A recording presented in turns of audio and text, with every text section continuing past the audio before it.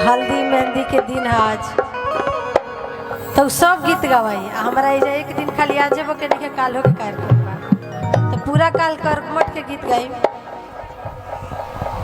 आप 2 गीत गाना, एक गीत मेरे तरफ से गा दो सभी बेटियों के लिए। एक बेटी अपने बाप से कहती है, जब शादी तय होता है, शादी तय करने जाता है, तो बेटी एक बाप से कहती है, ये चंदन तिवारी की गाना है। चंदन तिवारी मेरी बेटी की तरह थी। चंदन तिवारी के नाम सुने होंगे आप लोग, याद है ना?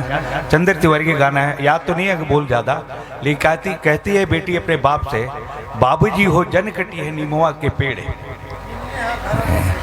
निमिया है चिड़ैया के बसेरा। बसेल ना गा दी है, फिर गाओ।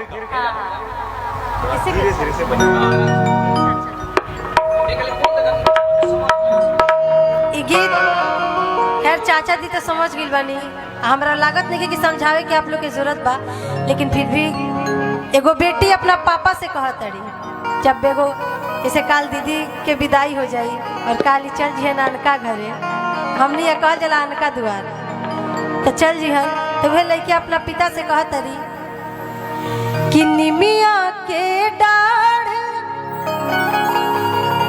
कटवई हा जानी पापा हो, निमिया चिड़ैया के बाढ़ से रे पापा, निमिया के डाढ़ कटवई हा जानी पापा हो, निमिया के डाढ़ कटवई हा जानी पापा हो, निमिया चिड़ैया के बाढ़ से राए पापा, निमिया चिड़ैया के बाढ़ से राए पापा।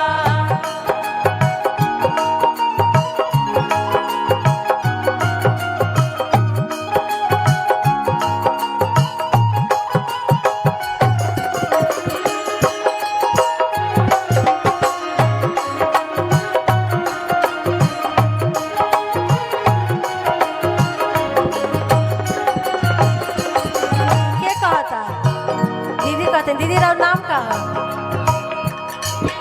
निधि, कृति, कृति, अच्छा कृति दीदी कहता रही, निमिया के डाढ़ कटवई हा जानी पापा हो,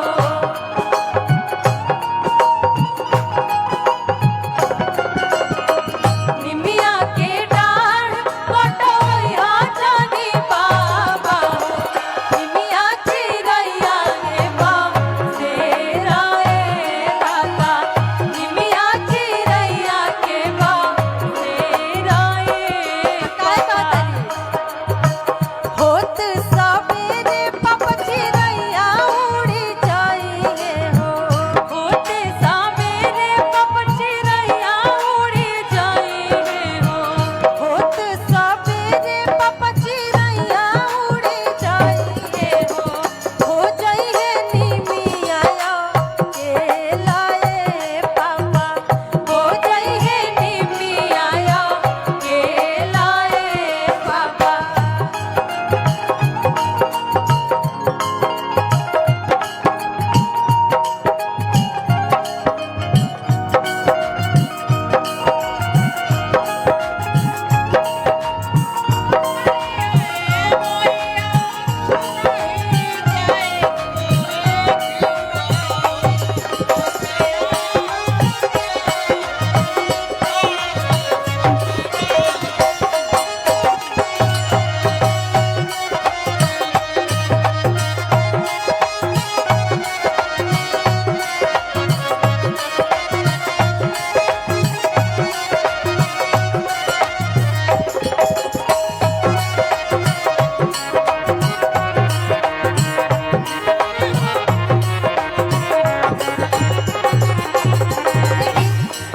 हमने ये एगो रस्म होकेला हल्दी के दिन में ही, जब लड़की अपन पिता के गोड़ धोवेली,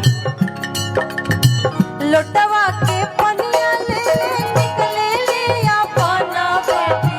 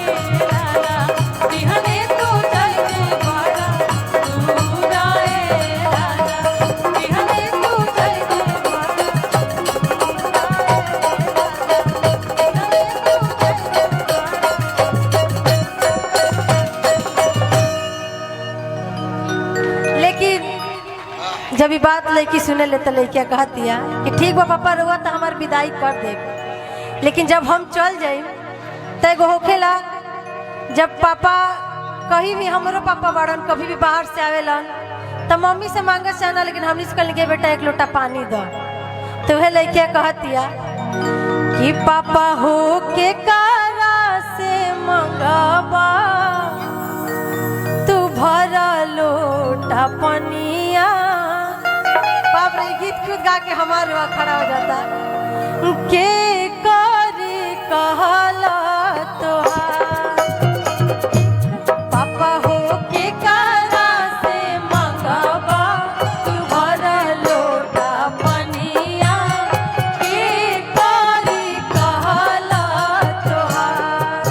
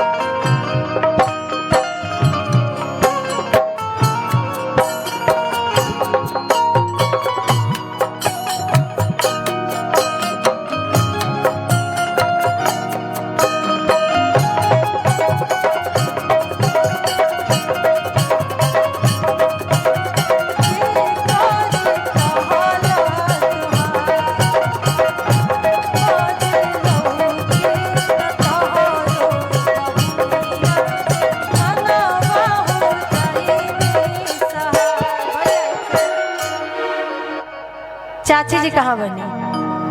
अच्छा बगल में सुन, आँख में रोई नहीं ना ना एगो होखेला कि जब